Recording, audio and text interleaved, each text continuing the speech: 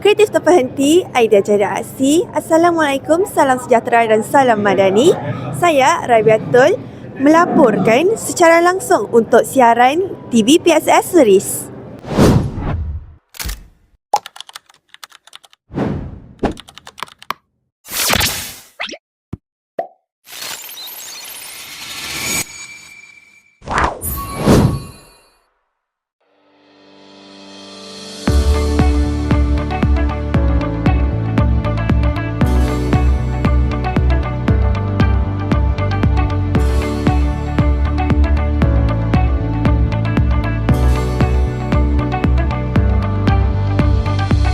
SMK Seri Sepang melalui KPM telah dijemput untuk menyertai program berprestij sempurna pelancaran AI Malaysia yang disempurnakan oleh Yang Amat Berhormat Perdana Menteri.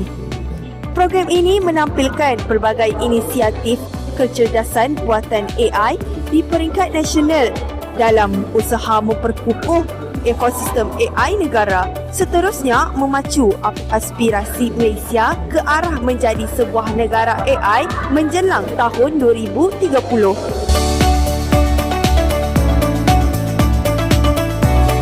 Dalam pada itu, Bahagian Sumber dan Teknologi Pendidikan (PSTP) turut diberi peluang mempersembahkan Delima 3.0 serta panduan literasi kecerdasan buatan AI KPM sebagai showcase utama dalam bidang pendidikan.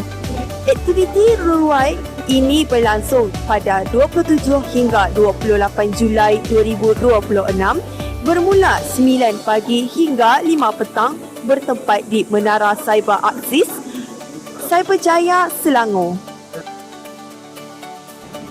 Penglibatan murid-murid sekolah kita ke program ini jelas menunjukkan komitmen warga SMK Seri Sepang dalam menguasai teknologi digital masa hadapan secara beretika.